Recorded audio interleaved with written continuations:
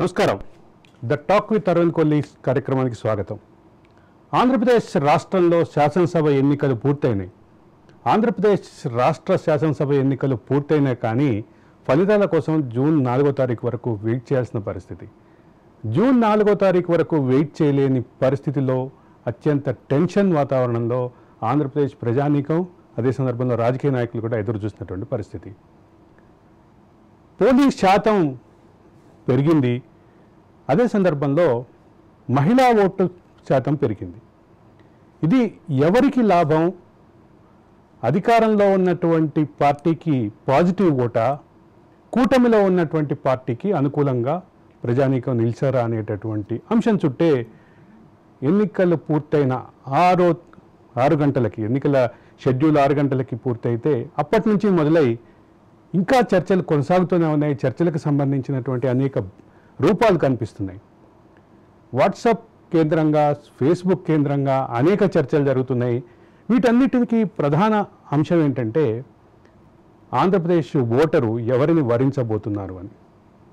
June 4వ తారీఖు ఎవరిని వరిస్తారు అనే ఆశ దానిపైన చర్చ ఒక రకంగా ఉంటే, మరోపక్క ఏ వర్గం ఎటువైపు నిలిచింది అనేటటువంటి ఆసక్తిదాయకమైనటువంటి చర్చ ఉంది.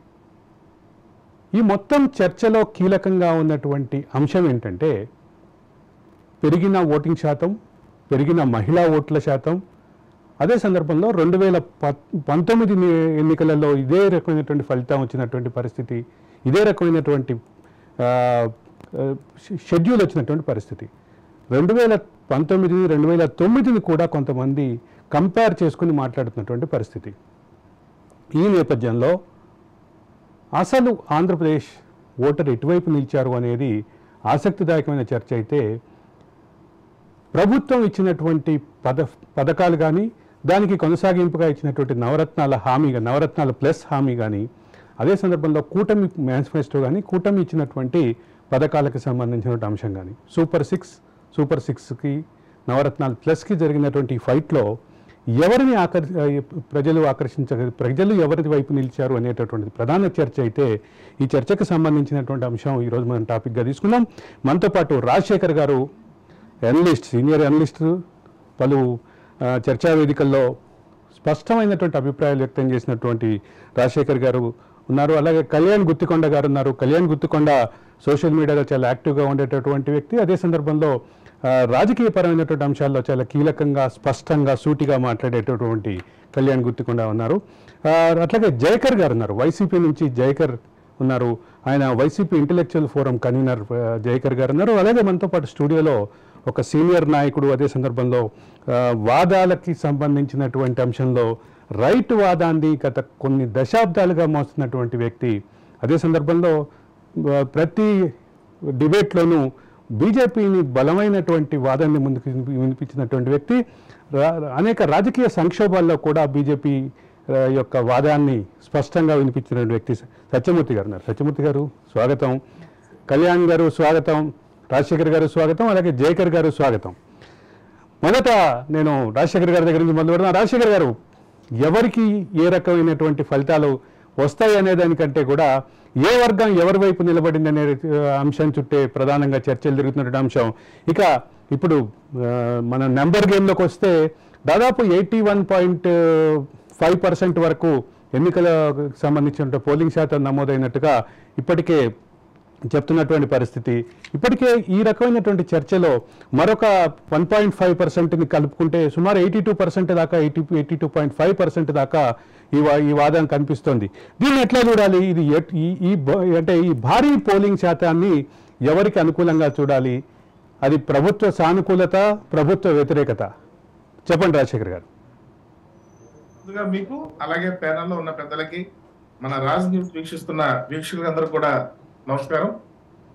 ఏదైతే నిన్న జరిగినటువంటి ఆంధ్రప్రదేశ్ అసెంబ్లీ ఎన్నికల్లో గతంలో ఎన్నడూ లేని విధంగా సునామీలాగా ప్రజలు బారులు తీరి వచ్చి ఆ రకంగా తమ ఓటు హక్కుని సద్వినియోగం చేసుకోవడం అంటే ఇది నిజంగా ప్రజాస్వామ్యంలో చాలా గొప్ప పరిణామంగా చెప్పుకోవచ్చు.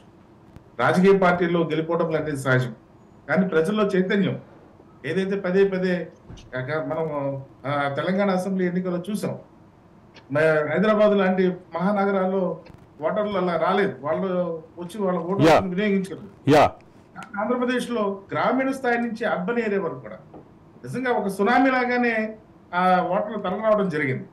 చాలా గొప్ప పరిణామం, మనందరం కూడా హర్షించదగ్గ విషయం. యా ఇంకొక విషయం, ఏదైతే వచ్చిన ఓటర్లలో ఏ సామాజిక వర్గమా లేకపోతే మహిళల, వృద్ధుల, వికలాంగుల, యువత అనేది లేదండి.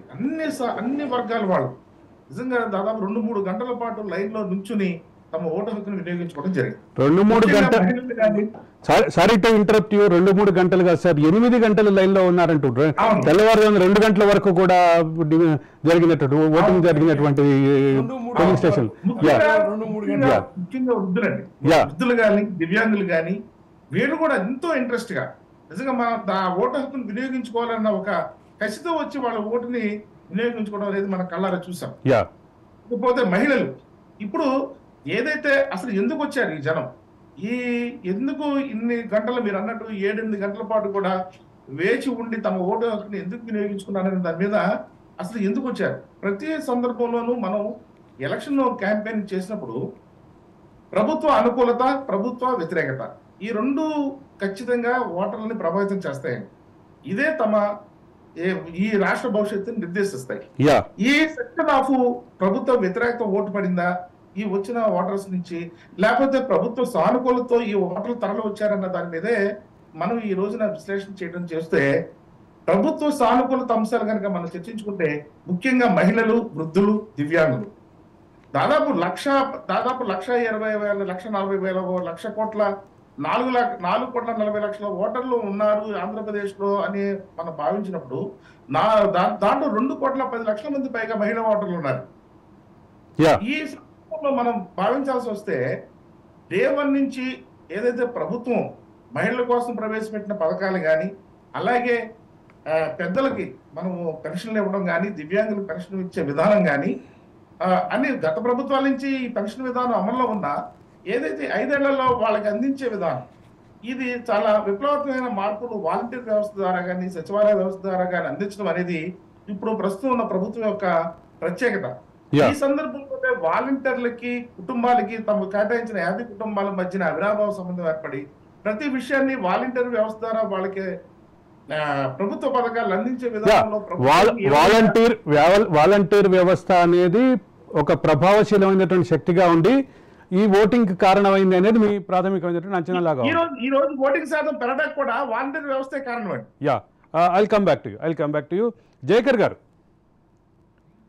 ఒక పక్కన ప్రభుత్వ సానుకూలతకి సంబంధించినటువంటి కొన్ని అంశాలు, అదే సందర్భంలో వాలంటీర్ వ్యవస్థకు సంబంధించిన కొన్ని సానుకూలమైన అంశాలు వినిపిస్తున్నాయి.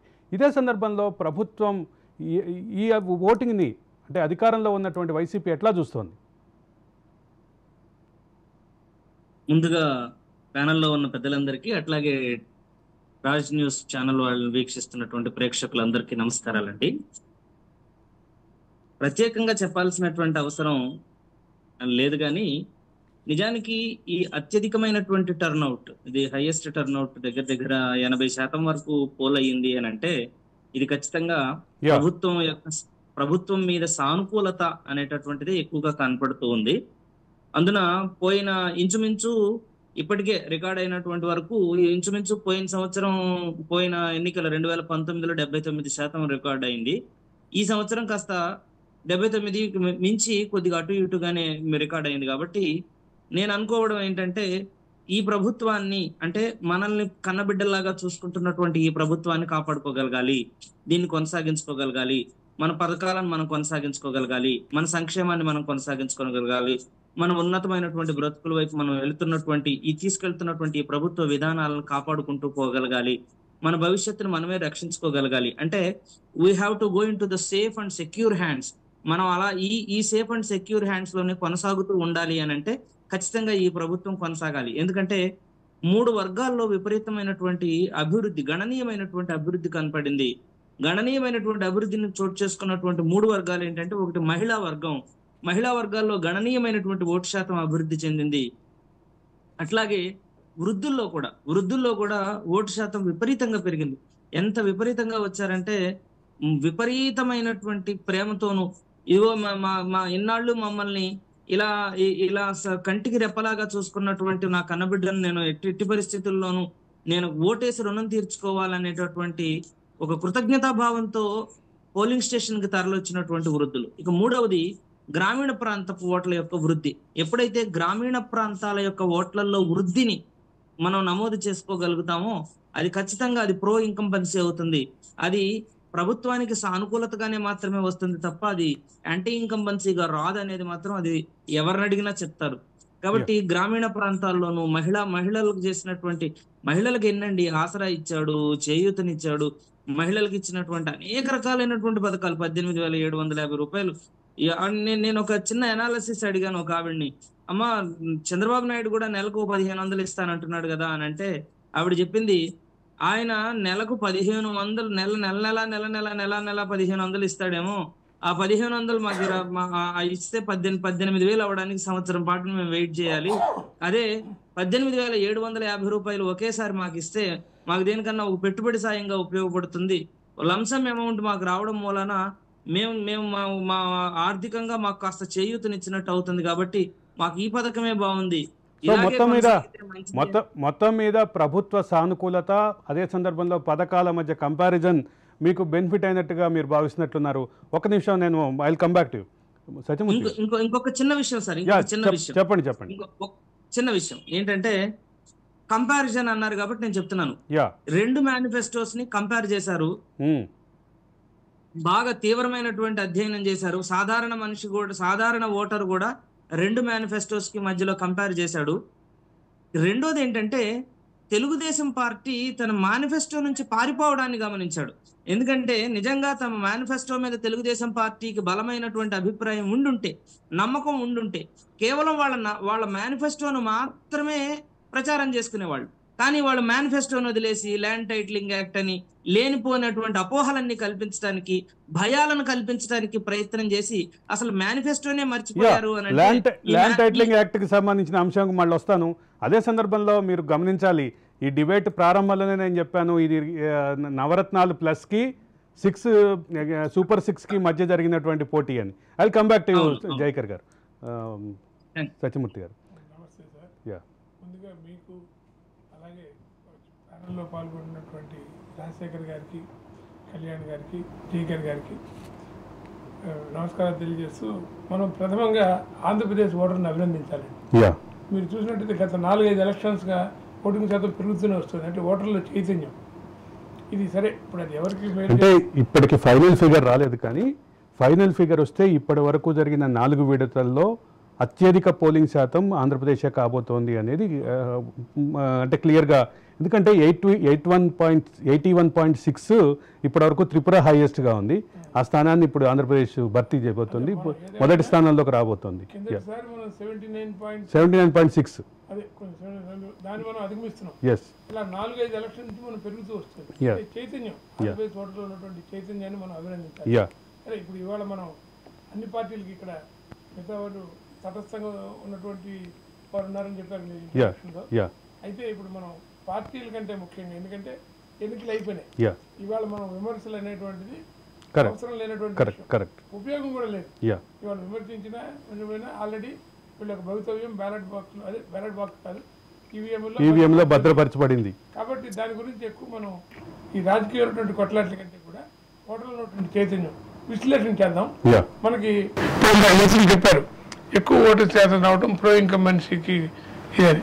ఇదే పాయింట్ని 2019లో సిబిఎన్ గారు కూడా చెప్పారు. మీరు గమనించుంటే ఆ రోజు కూడా ఇప్పుడు జరిగినట్టుగానే అర్ధరాత్రి 2 వరకు కూడా ఓటింగ్ జరిగింది. నేను ఇచ్చే పసుపు కుంకుమ వల్ల ఈ అప్పుడు కూడా మహిళలు ఎక్కువ పాల్గొన్నారు. మీరు కనుక చూసినట్టయితే క్యూలో మహిళలు ఎక్కువ ఉత్సాహంగా ఉంటే ఇదంతా నాకే ప్లస్ అని చెప్పి చంద్రబాబు గారు కూడా ఆశపడ్డారు. కానీ ఫలితం మనం చూసాం. అంటే ఏది ఏమైనా తప్పులేదు, మిత్రుడు హోప్ పెట్టుకోవడం దాన్ని నేను స్వాగతిస్తాను. కానీ అలా తీసుకోవడానికి లేదని నా విశ్లేషణ. ఎందుకంటే అది ప్రో యాంటీ అనేది కేవలం మనకి 4 జూన్ 4వ తారీఖు వరకు వెయిట్ చేయాల్సిందే. అంతవరకు ఒకళ్ళొకళ్ళు ఊహాగానాలు మాత్రమే ఉంటాయి. ఊహాగానాలు కూడా మనం నష్టమే ఉంది, సమర్థిద్దాం. ఆయన చెప్పిన కూడా మంచిదండి అంటే పోలే. కాబట్టి అంటే నేను అనేది ఏంటంటే ఇది మన గతం ఏం చెబుతుందంటే ఇది ప్రో యాంటీ కంటే కూడా నేను దాదాపుగా 50 సంవత్సరాలుగా నేను రాజకీయాల్లో ఉన్నా. 1975 నుంచి కూడా జనసంఘ రోజుల నుంచి ఎమర్జెన్సీ నుంచి జనసంఘ రోజుల నుంచి పనిచేస్తున్నాను. నేను మొట్టమొదటి పనిచేసింది 71లో. నేను చాలా కాలేజీలో చేరినటువంటి కొత్తలో బంగారు లక్ష్మణ్ గారి కోసం నెల్లూరు నుంచి పోటీ చేశారండి. అక్కడ వెళ్ళి పనిచేసాం.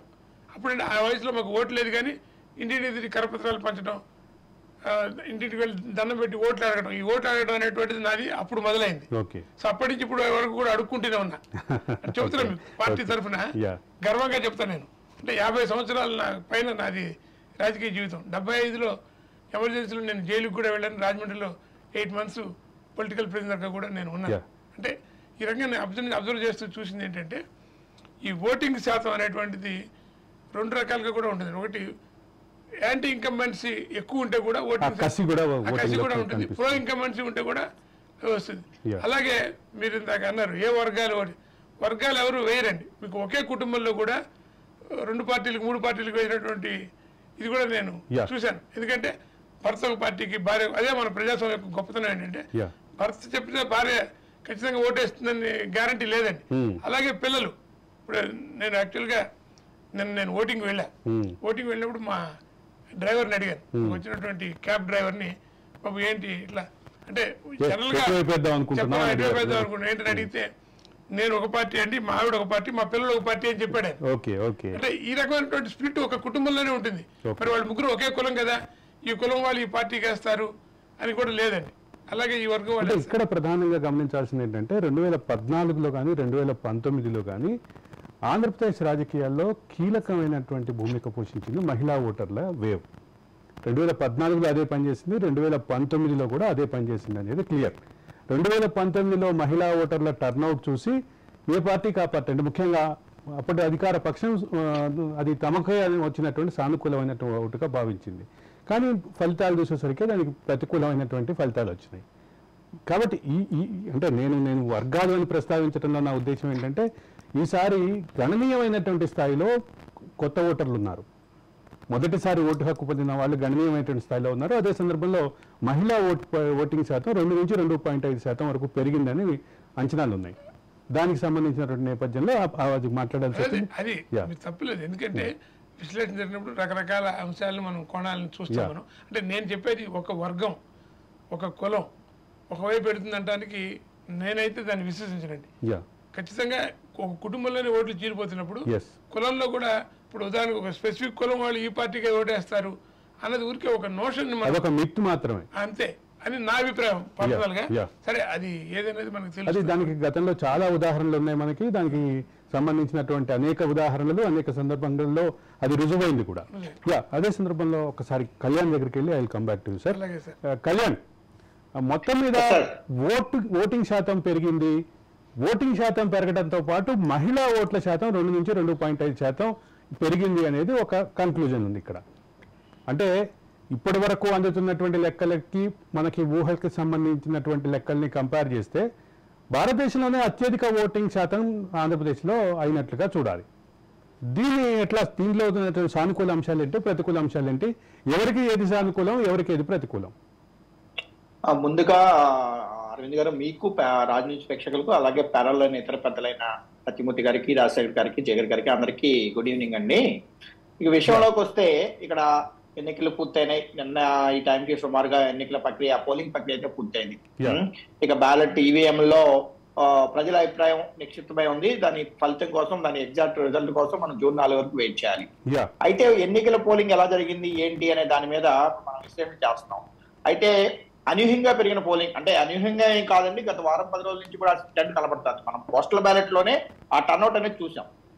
పోస్టల్ బ్యాలెట్ లో ఒక వారం 10 రోజుల క్రితం ముందు జరిగిన పోస్టల్ బ్యాలెట్ లోనే ఎన్నడూ లేని విధంగా, ఇంతవరకు చరిత్రలో ఎన్నడూ లేని విధంగా పోస్టల్ బ్యాలెట్ లో అప్లై చేసుకోవాలనే విషయంలో కానీ, లేకపోతే ఆ పోస్టల్ బ్యాలెట్ పోల్ చేసుకునే విషయంలో కానీ, ఆ పర్సంటేజ్ ఆఫ్ ఓట్లలో కానీ ఒక రకమైన టర్న్అవుట్ అయితే మనకు కనపడింది. అదే టర్న్అవుట్ జనరల్ బ్యాలెట్ లో కూడా, పోలింగ్ బ్యాలెట్ లో కనపడింది. అట్లాగే మనం గత 15 రోజుల నుంచి కనుక చూసుకుంటే, విదేశాల నుంచి వచ్చే ఫ్లైట్స్ కానీ, లేకపోతే హైదరాబాద్, బెంగళూరు, ఇతర ప్రాంతాల్లో ఉద్యోగరీత్యా వ్యాపార అవకాశాలు, హైదరాబాద్ కి బెంగళూరు కి పరిమితం చేయాల్సినటువంటి సబ్జెక్ట్ కాదు అది.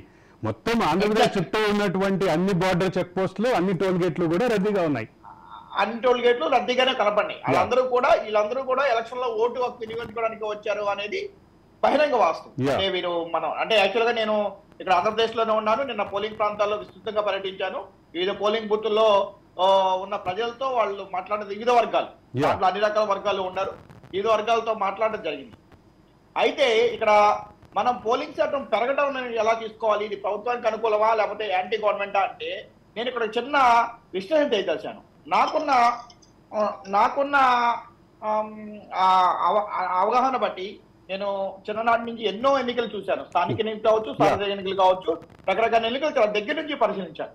ఏదైనా ఒక వ్యక్తి మీదో లేదా ఒక పార్టీ మీదో అభిమానంతో గెలిపించుకోవాలి అన్న ఎమోషన్ కన్నా కూడా ఒక వ్యక్తిని లేదా ఒక పార్టీని ఓడించాలి అన్న కసి ఉంటుంది చూడండి, అది చాలా పవర్ఫుల్గా పనిచేస్తుంది.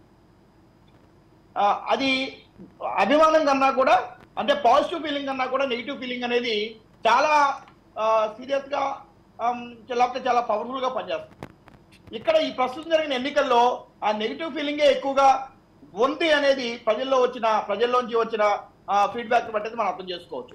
అంటే నేను క్లియర్ గా చెప్పదలిచానండి, 2019 ఎన్నికలు ఫలితాలు ఒక జగన్ వేవ్ లో జగన్ అనే వ్యక్తి, వైఎస్ జగన్ అనే వేవ్ లో మొత్తం ప్రభావితం చేసింది. అంటే జగన్ చూసే ఓట్లు వేశారు. ఇప్పుడు కూడా చెప్తానండి, ఇప్పటికి కూడా నాకు అందిన సమాచారం, బహుశా మన మిత్రులు జయకర్ గారు దీన్ని అంగీకరించకపోవచ్చు, ఇప్పటికి కూడా జగన్ చూసే ఓట్లు వేశారు. కానీ అప్పుడు చూసింది వేరు, ఇప్పుడు చూసింది వేరు. అప్పుడు గెలిపించాలని ఓట్లు వేశారు. నాకు తెలిసి ఇప్పుడైతే మాత్రం అతన్ని చూసి ఒక్క మాటలో చెప్పాలంటే ఆ 2019 ఎన్నికల్లో జగన్ కి సానుకూలమైనటువంటి కసిగా పనిచేశారు, ఈ ఎన్నికల్లో వ్యతిరేకమైన కసిగా పనిచేశారని మీ కన్క్లూజన్.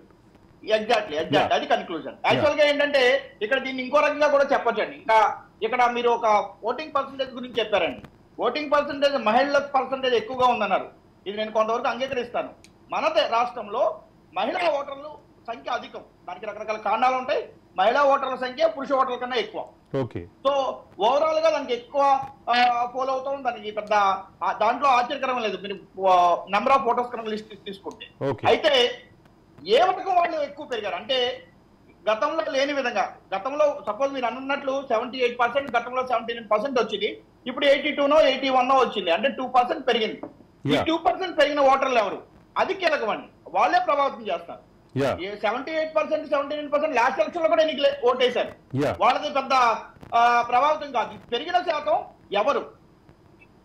యువత లేకపోతే ఇంకొకళ్ళు ఎక్కువగా వేశారా, లేకపోతే ఇట్లా విదేశాల నుంచో దేశ విదేశాల నుంచో వచ్చిన వాళ్ళు వచ్చి కష్టం వేశారా అనేది ఇంపార్టెంట్ అండి. దాని ప్రకారం అయితే నాకున్న అవగాహన అయితే నేనున్న క్షేత్రస్థాయి పరిస్థితుల్లో బూతులను గమనించింది అయితే మాత్రం ప్రతి ఒక్కళ్ళ మోటో ఇది ప్రభుత్వానికి వ్యతిరేకంగానే కనబడుతుందని చెప్పి నేను విశ్లేషించాను. అయితే అదే సందర్భంలో నాకు మీరందరూ ప్యానెల్లో ఉన్న నలుగురు చెప్పాలి, ఆంధ్రప్రదేశ్ రాష్ట్రంలో ఒక ప్రత్యేక పరిస్థితి కనిపిస్తోంది. మధ్యాహ్నానికి చూస్తే 30%, 40% ఓటింగ్ మాత్రమే అయింది. మేమందరం ఇదే స్టూడియో నుంచి మేము బాధపడ్డాం కూడా. ఒక పక్క పార్లమెంట్ ఎన్నికలు మాత్రమే జరుగుతున్నటువంటి తెలంగాణలో 45%, 50% ఓటింగ్ అవుతోంది. ఏంటి ఆంధ్రప్రదేశ్ రాష్ట్రంలో అసలు ఇంత రాజకీయ వేడి ఉంది? రాజకీయ వేడున్న చోట సహజంగానే పోలింగ్ శాతం ఎక్కువ అవుతుంది అనేది నాకున్నటువంటి ప్రాథమిక అంచనా. నేను అనేక సందర్భాల్లో నా షోలో కూడా చెప్పుకున్నాను. అదే ప్రశ్న నాకు నేనే వేసుకున్నాను. కానీ సాయంత్రం 4 గంటల తర్వాత ఓటింగ్ శాతం గణనీయంగా పెరుగుతోంది. ఇది 2019లోనూ జరిగింది, 2024లోనూ జరుగుతోంది. దీనికి ప్రధాన కారణాలు ఏంటి? ఒకసారి రాజశేఖర్ గారి దగ్గర అడుగుదాం. రాజశేఖర్ గారి దగ్గర నుంచి మళ్ళీ మొదలు పెడదాం. రాజశేఖర్ గారు, నా ప్రశ్నకి సమాధానం చెప్పాలి మీరు. ఇప్పుడు కూడా పోలింగ్ రోజున ఎర్లీ మార్నింగ్ ఏదైతే పోలింగ్ మొదలైన మొదటి 2 గంటల్లో పోలింగ్ బాగా జరుగుతుందండి. తర్వాత ఈవినింగ్ మీరు అన్న టైం ఈవినింగ్, ఎందుకంటే ఈ మధ్యాహ్నం భోజనం చేసి, ఎందుకంటే పోలింగ్ సిబ్బంది కూడా భోజనం టైం లంచ్ అవర్ ఉంటుంది కాబట్టి ఇవన్నీ పూర్తి చేసుకుని వీళ్ళు కూడా కొద్ది చల్లబడిన తర్వాత వెళ్ళి మన ఓటు హక్కు వినియోగించుకుందాం అనే ఉద్దేశంతో సాయంత్రం పాటు వచ్చి అదే సందర్భంలో నా ప్రశ్నలో ఇంకొక అంశం కూడా ఉంది. దేశంలో ఎక్కడా లేనట్లుగా అర్ధరాత్రి 2 గంటల వరకు పోలింగ్లు జరగడం, అంటే 6 గంటలకి 500 మంది 1000 మంది లైన్లలో నుంచోవటం, ఇది ఈ ట్రెండ్ అయితే మనం దేశంలో ఎక్కడా చూడట్లేదు. ఇది కేవలం ఆంధ్రప్రదేశ్ మాత్రమే పరిమితమైంది.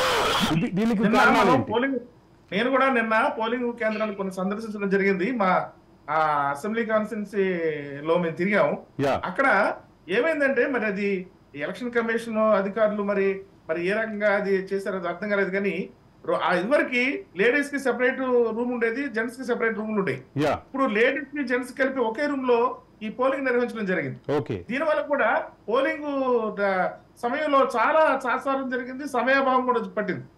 ఎక్కువ మంది లైన్ లో బారులు తీరి అలాగా గంటల వేసి ఉండే కారణం ఏంటంటే ఈ రెండు పురుష మహిళ ఓటర్ కూడా తమ ఓటు హక్కును ఒకే గదిలో వినియోగించుకోవాలి. ఒకే ఈవీఎం మినిస్టర్ అండి, ఎంపీలకి ఒక ఈవీఎం, అలాగే ఎమ్మెల్యేలకు ఒకే ఈవీఎం పెట్టి మహిళా పురుష ఓటర్లు అదే ఈవీఎం లో ఓటు హక్కు వినియోగించుకునేటప్పటికి ఈ సమయాభావం విపరీతంగా సమయం మన ప్రొలాంగ్ అవడం, దాని ద్వారా ఈ రకంగా గంటలు వేచి ఉండడం అనేది ఒక కారణం. నాకున్న ప్రాథమికమైన అనుమానం ఏంటంటే సాయంత్రం 5 గంటల తర్వాత 4 గంటల తర్వాతే ఎందుకు ఎక్కువ టర్న్ అవుట్ ఉంటుంది. అంటే సహజంగా పోలింగ్ సెంటర్లు ఖాళీగా ఉన్నప్పుడు ఓటు వేయండి అని ఒక పక్క నుంచి ప్రచారాలు జరుగుతున్నాయి, రెండో పక్క నుంచి సూర్యుడు కూడా కాస్త ఈ పోలింగ్ వేడి చూసి ఈ వేడిలో నా వేడి ఎందుకని ఆయన కాస్త తగ్గాడు. నిన్న దాదాపు వేడి అన్ని మొత్తం 2 రాష్ట్రాల్లో కూడా టెంపరేచర్స్ చాలా తక్కువ ఉన్నాయి. ఇటువంటి పరిస్థితిలో కూడా ఎందుకు ఇట్లా జరుగుతుంది అనేది నాకున్నటువంటి ఒక విషయం అండి. ఒక విషయం చెప్తాను.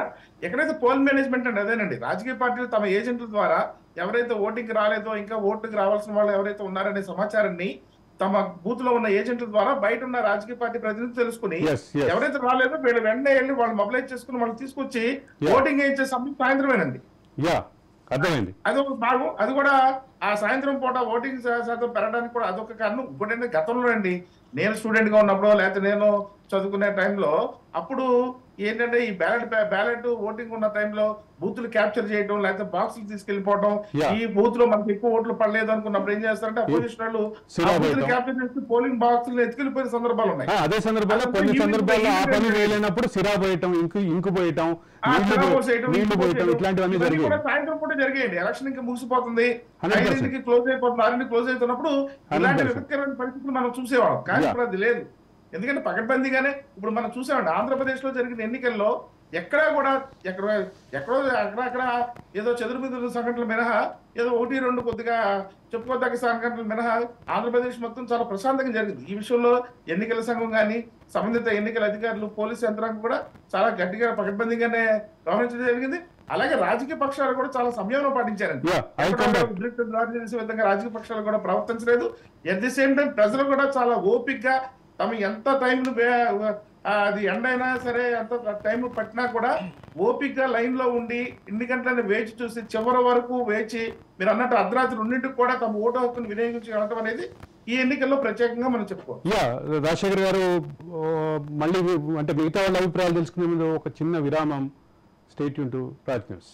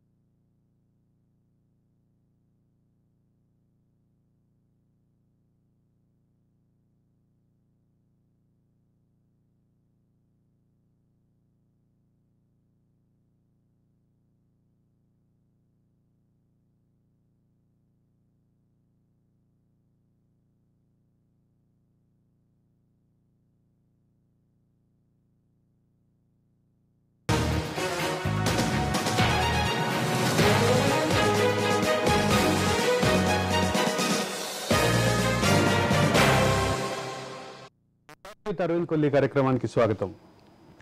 ఆంధ్రప్రదేశ్లో పోలింగ్ శాతం, అదే సందర్భంలో పోలింగ్ సరళి, ఈ రెండు సంబంధించినటువంటి చర్చలో ఉన్నాం. జయకర్ గారు, బ్రేక్ ముందు నేను అడిగినటువంటి ప్రధానమైనటువంటి ప్రశ్న అందరూ ప్యానలిస్టుల్ని, ఇప్పుడు మీరు చెప్పాలి ఎందుకు ఆఖరి నిమిషంలో ఇంత టర్న్అవుట్ వస్తుంది? మధ్యాహ్నానికి 30% 40%గానే ఉన్నటువంటి టర్నౌట్ సాయంత్రానికి వచ్చేసరికి ఇంత భారీగా పెరగటం, ఇప్పటికీ లెక్కలు తేల్చలేనటువంటి పరిస్థితిలో ఉండటం, ఇంతకీ అక్యుములేట్ చేసి ఎగ్జాక్ట్ ఫిగర్ ఇచ్చేటటువంటి పరిస్థితిలో కూడా ఎలక్షన్ కమిషన్ లేనట్లుగా, అంటే తెల్లవారుజామున 2 గంటల వరకు కూడా పోలింగ్ జరిగినటువంటి పరిస్థితి. లైన్లో నుంచున్నటువంటి వాళ్ళందరినీ పోలింగ్కి అనుమతించాలన్న ఎలక్షన్ కమిషన్ నిబంధనని ప్రాతిపదికగా తీసుకొని తెల్లవారుజామున 2 గంటల వరకు కూడా పోలింగ్ జరిగినటువంటి పరిస్థితి. 2019లో అదే చూస్తాం, 2024లో అదే చూస్తాం. అది ఆంధ్రప్రదేశ్లో మాత్రమే ఎందుకు జరుగుతోంది ఇట్లా? జయకర్ గారు, జయకర్ గారు మీరు మ్యూట్లో ఉన్నట్టున్నారు, ఒకసారి చెక్ చేసుకోండి సార్. ఇక్కడ గమనించాల్సిన విషయం ఏంటంటే, ఈ మధ్యాహ్నం పూట కానీ ఉదయం 8 గంటలు 8, 9, 9:30 లోపు బ్రహ్మాండమైనటువంటి పోలింగ్ మాకు, అంటే నేను చాలా బూతులు, చాలా పోలింగ్ స్టేషన్స్ అన్ని కవర్ చేశాను కాబట్టి మా నియోజకవర్గంలో ఉన్న వాటిని నేను నా ప్రాథమికమైనటువంటి అంచనా ఏంటంటే, ఉదయం పూట కాస్త ఎర్లీగా వేయాలి అని అనుకున్న వాళ్ళు, ఈ ఎండలకు ముందే ఓటు వేయాలనుకున్న వాళ్ళు వేసేస్తారు కాబట్టి 9 and 9:30 బిలో వచ్చేసరికి ఓటింగ్ విపరీతంగా ఉంటుంది. 9:30, 10 దాటిన దగ్గర నుంచి కాస్త ఎండలు విపరీతంగా ఉంటాయి కాబట్టి అక్కడ నుంచి కాస్త పోలింగ్ మందగిస్తుంది.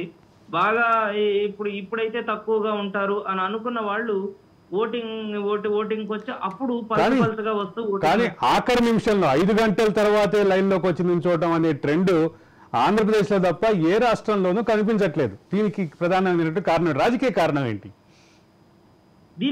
సాధారణంగా దీని వెనకాల ఏమి రాజకీయ కారణాలు ఉండవండి. ఇందాక రాజశేఖర్ గారు చెప్పినట్టు సాధారణంగా ఏంటంటే ఎవరెవరు ఎంతమంది, ఇప్పుడు నేను నిన్న అబ్జర్వ్ చేసింది ఏంటంటే, మేము 12:30 ప్రాంతంలో వెళ్ళాము. ఒకసారి వెళ్ళినప్పటికీ అప్పటికి కొన్ని బూతుల్లో అవుట్ ఆఫ్ 1450, 500 అట్లా అయిపోయినాయి. అప్పటికే 50% కంప్లీట్ అయిపోయినాయి. ఈ 50% కంప్లీట్ అయిపోయినాయి తర్వాత ఇప్పుడు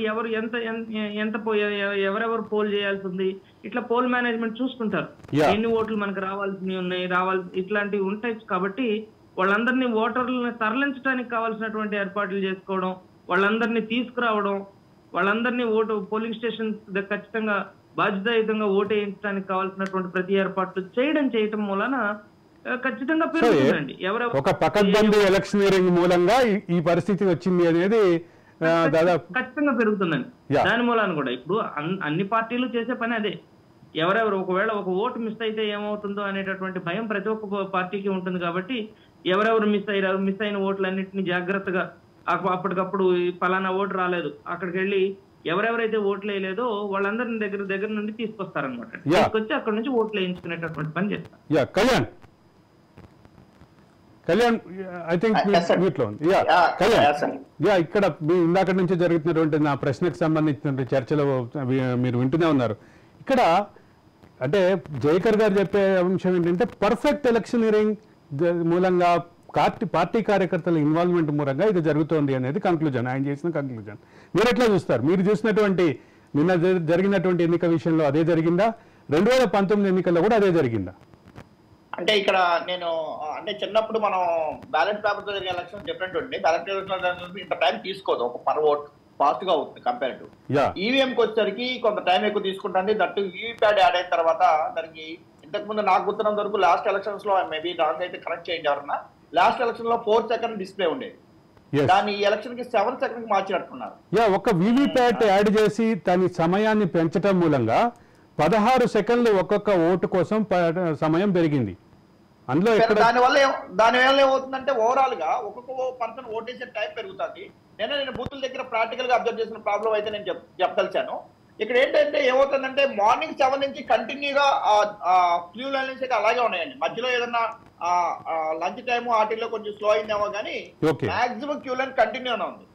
ఓవరాల్ గా ఏమవుతుందంటే ఈ మొబైల్ ఫోన్స్ ఇవన్నీ అందుబాటులోకి వచ్చిన తర్వాత ఎవరో ఒకళ్ళు చెక్ చేసుకుని క్యూ లైన్ బాగుంటే ఈవినింగ్ వద్దాం, కొంచెంసేపు నాకు వద్దాం అని చెప్పి చెక్ చేసుకుని ఈవినింగ్ వరకు వెయిట్ చేసి ఇంకా 3-4 అయిన తర్వాత ఇక తప్పదు కాబట్టి అప్పుడు ఒకేసారి లైన్ లోకి వెళ్తాం అనేది నేను అర్థం చేసిన ప్రాబ్లం అండి.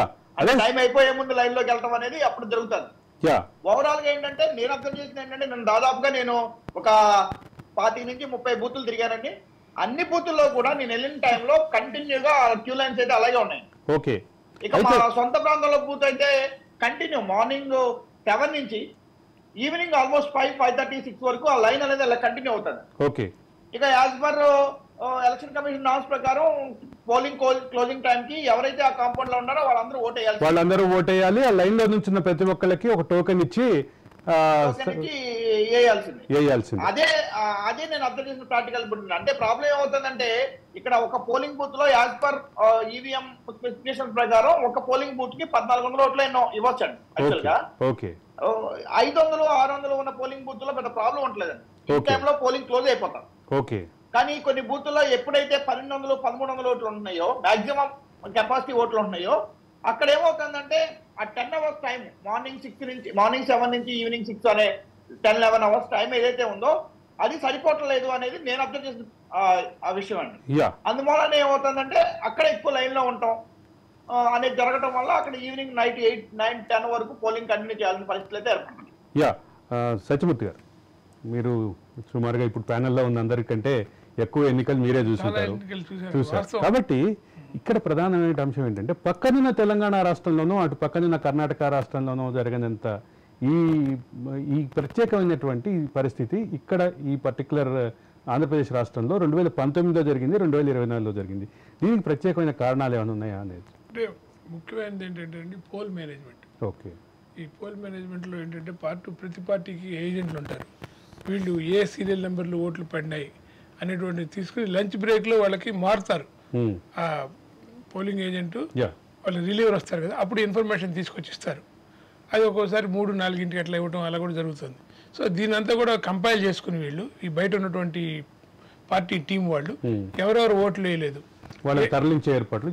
ఎందుకంటే వీళ్ళకంటే ముందే నేను అబ్జర్వ్ చేసింది ఏంటంటే ప్రతి పొలిటికల్ పార్టీకి కూడా మన ఓట్లు ఏంటి, ఇక్కడ ఎంఎన్ఓ మిగతా 28 రాష్ట్రాల్లో లేనటువంటి, అదే సందర్భంలో 9 కేంద్రపాలిత ప్రాంతాల్లో లేనటువంటి ఒక ప్రత్యేకమైనటువంటి గ్రౌండ్ లెవెల్ నెట్వర్క్ పనిచేస్తుంది. గ్రౌండ్ లెవెల్ నెట్వర్క్ అంటే జనరల్గా మన వాళ్ళకి ఇంటెలిజెంట్ అంటే అందరూ వాళ్ళకి లేదన్న ఇతర రాష్ట్రాలకు కానీ ఏ రంగా ఈ ఓటర్లని మన ఓట్లు ఏంటి, న్యూట్రల్ ఓట్స్ ఏంటి, అపోజిషన్ ఓట్స్ ఏంటి అనేటువంటి డివిజన్ వీళ్ళకి జరిగిపోతుందండి. దీనివల్ల ఏంటంటే ఇప్పుడు మన ఓట్లు ఏం పడలేదో వెళ్ళి ప్రతి పార్టీ వాళ్ళకి ఇప్పుడు ప్రతి ఓటర్ కూడా ఏ పార్టీకి కమిట్ అయి ఉంటాడు అనేటువంటి విషయాన్ని వాళ్ళకి అర్థమైన దాన్ని బట్టి ఆ ఓట్లను వాళ్ళు తరలించేటువంటి ప్రయత్నం అది ఫోన్ ద్వారా కావచ్చు, పర్సనల్గా వెళ్ళి కావచ్చు, లేదు వాళ్ళకి ఒక ప్రత్యేకమైనటువంటి ఏర్పాట్లు వెహికల్ అంటే ఏర్పాట్లు చేయడం, వాళ్ళని కొంచెం అలర్ట్ చేయడం. ఇంకొక ముఖ్యమైనటువంటి ప్రాబ్లం ఏంటంటే మీరు చూడండి మార్నింగ్ టైంలో ఈవీఎంలు సెటిల్ అయ్యేటప్పటికి లంచ్ టైం అయిపోతుంది. చాలా చోట్ల ఎక్కడో చోట ఈవీఎం ప్రాబ్లమ్స్ టీవీలో చూస్తారు. మనం అక్కడికి వెళ్ళి ఆ ఈవీఎం ప్రాబ్లం ఉంటే గంట సేపు 2 గంటలు వెయిట్ చేయడం ఎందుకని, ఇది ఒక ప్రాబ్లం అండి.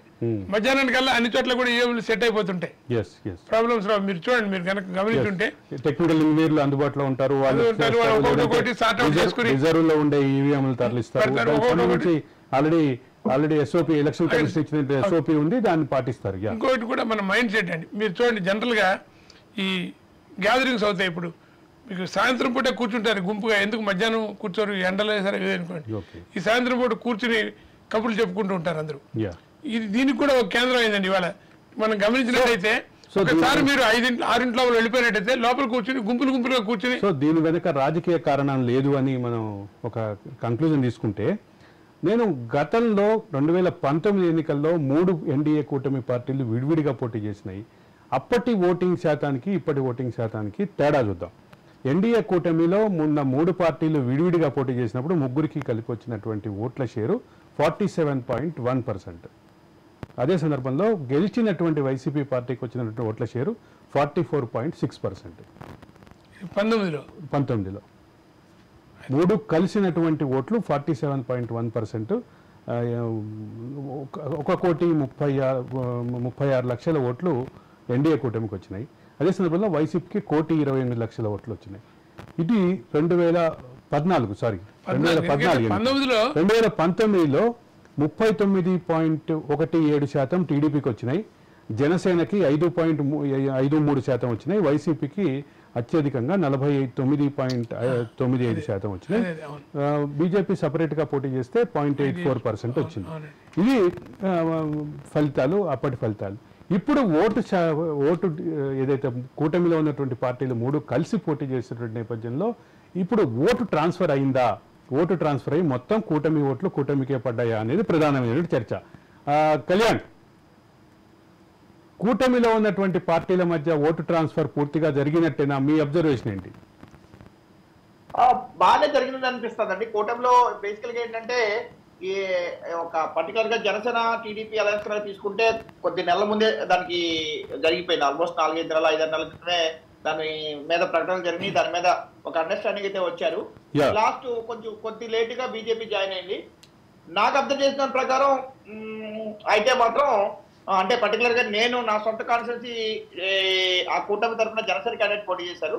యాక్చువల్ గా టీడీపీకి బలమైన సీట్ అయినప్పటికీ కూడా అక్కడ జనసేన క్యాండిడేట్ చేసినప్పటికీ కూడా నేను అబ్జర్వ్ చేసింది అయితే మాత్రం టీడీపీ శ్రేణులు హోల్ హార్టెడ్ గా జనసేనకి పనిచేస్తుంది.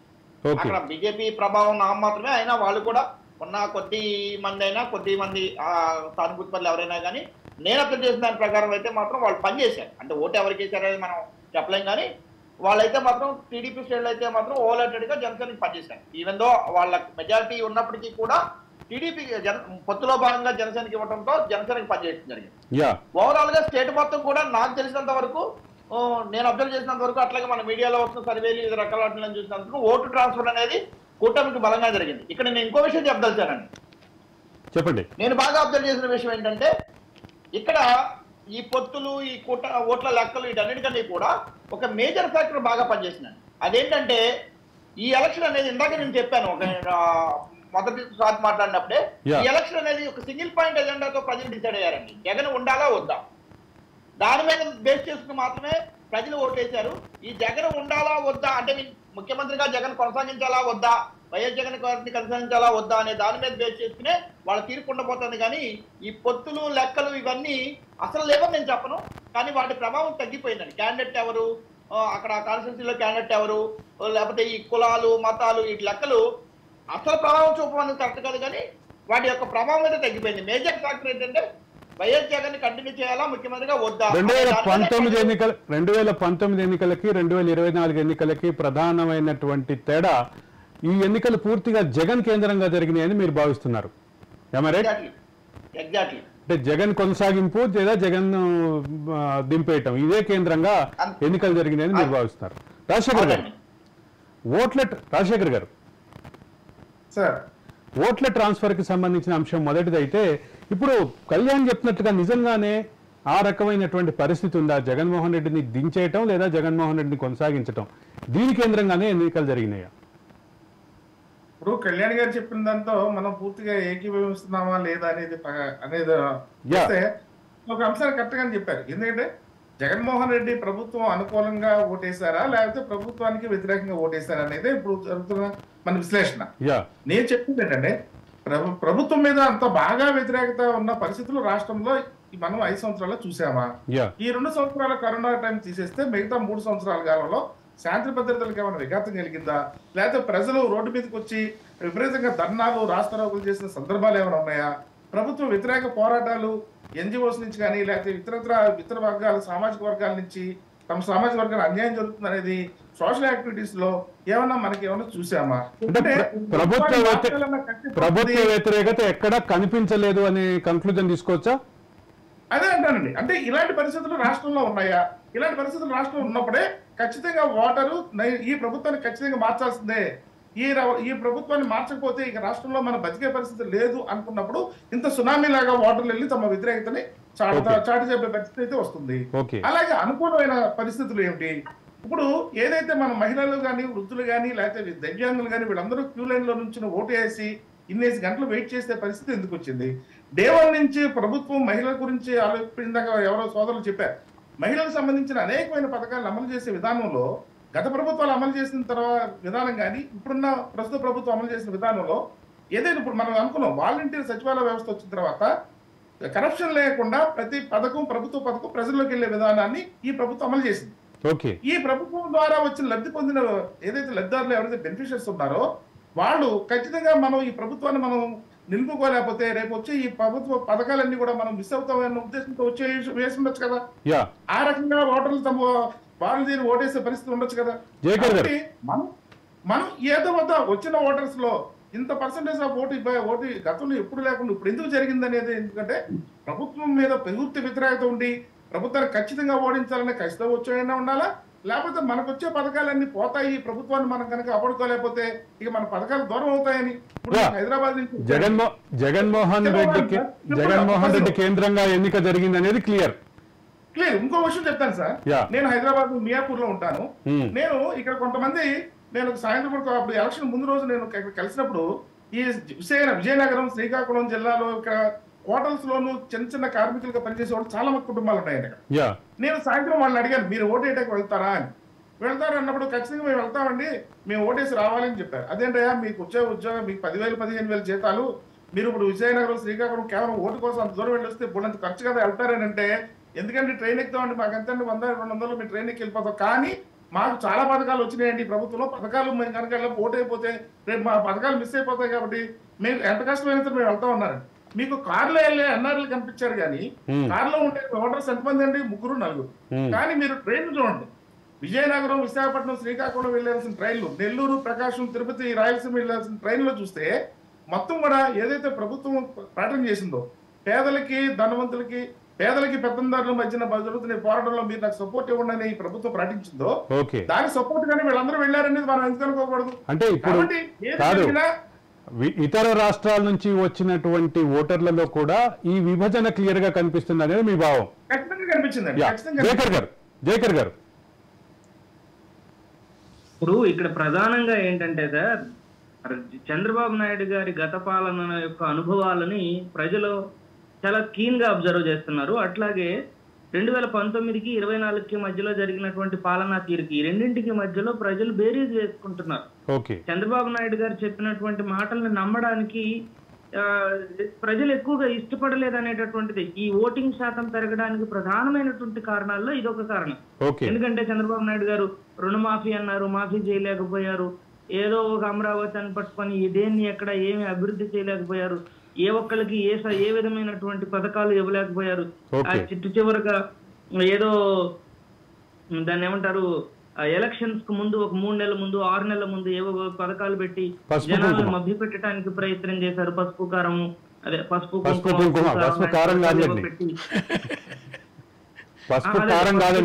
కుంకుమ, అదే పసుపు కుంకుమ లాంటి ఇట్లాంటి పథకాలు ఏవో పెట్టి జనాలను మభ్య పెట్టడానికి ప్రయత్నం చేశారు.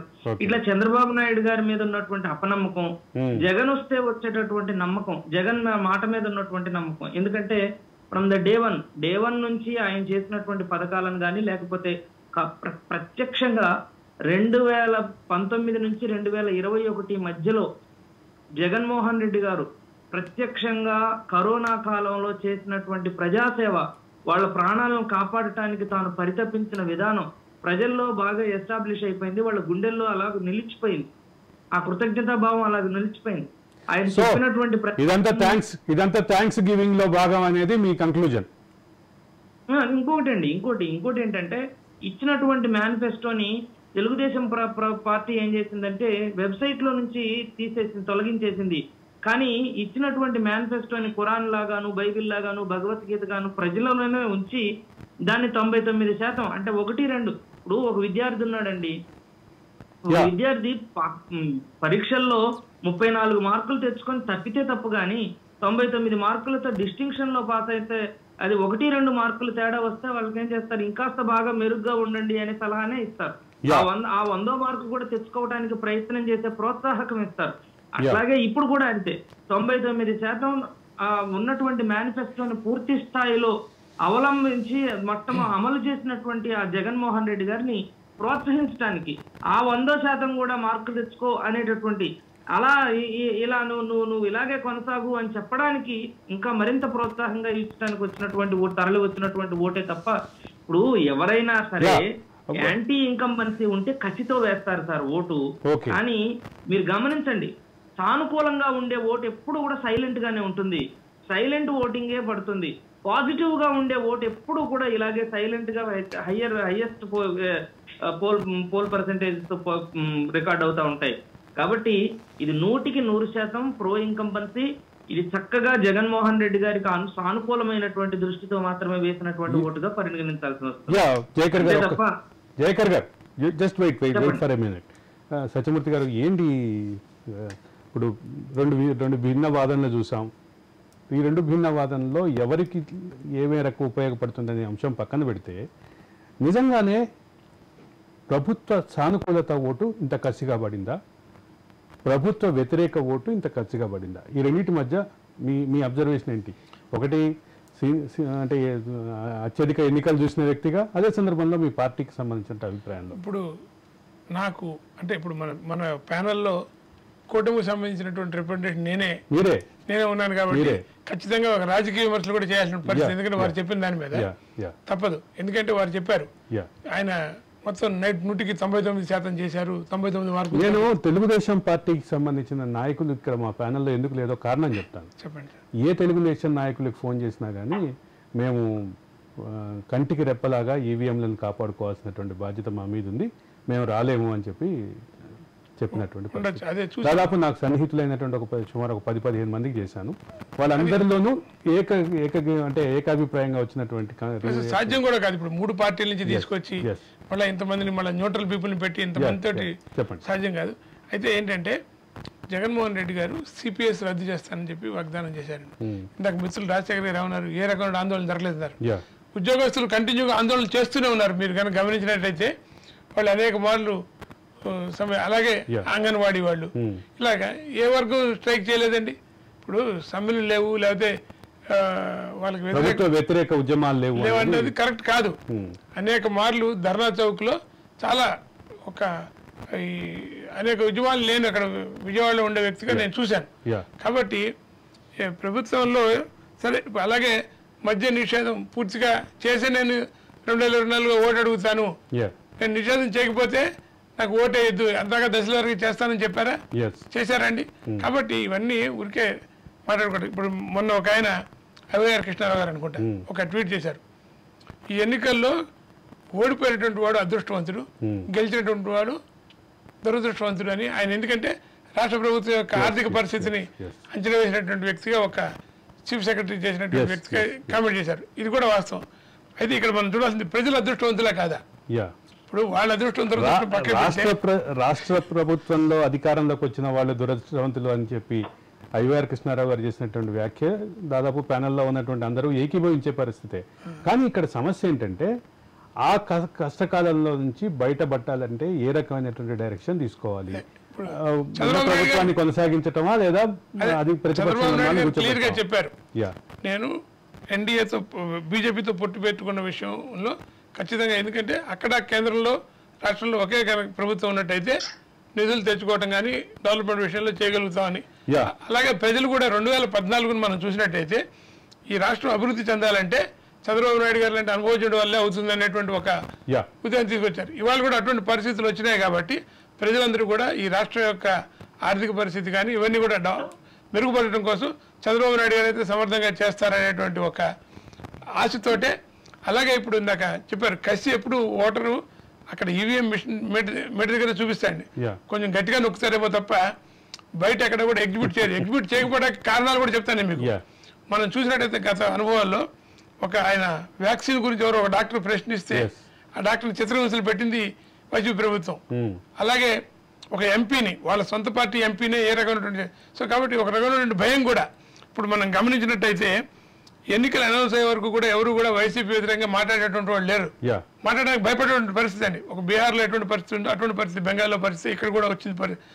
అలాగే ఎలక్షన్ ఎప్పుడైతే డిక్లేర్ అయిందో ఇక ఒక్కసారి వెళ్ళిపోతే ఇక మేము కూడా స్వేచ్ఛగా ఓటు వేయచ్చని వాళ్ళ ఒక సైలెంట్ రెవల్యూషన్ ఉంటుంది తప్ప even anti incumbency also strong గా కనిపిస్తుంది. ఆంధ్రప్రదేశ్లో భారీగా పోలింగ్ అయింది. సుమారుగా 81 నుంచి 82%, 83% వరకు పోలింగ్ అయినటువంటి పరిస్థితి. ఈ భారీ పోలింగ్ దేన్ని సూచిస్తుంది? ప్రభుత్వ వ్యతిరేకతన, ప్రభుత్వ సానుకూలతన? ఇదే ప్రభుత్వం కొనసాగాలన్న కసి కనిపించిందా? ఈ ప్రభుత్వాన్ని దించాల్సిందే అన్న కసి కనిపించిందా? ఈ ప్రశ్నలకి జూన్ 4వ తారీఖు సమాధానం వస్తుంది. కానీ అదే సందర్భంలో దీనికి సంబంధించినటువంటి ఆసక్తి, దీనికి సంబంధించినటువంటి చర్చ విస్తృతంగా కొనసాగుతూనే ఉంది. ఇది ఈరోజు the talk with Aravind Kolli. ధన్యవాదాలు సత్యమూర్తి గారు, ధన్యవాదాలు రాజశేఖర్ గారు, ధన్యవాదాలు కళ్యాణ్, ధన్యవాదాలు జైకర్ గారు. ఇది the talk with Aravind Kolli. Stay tune to Raj news.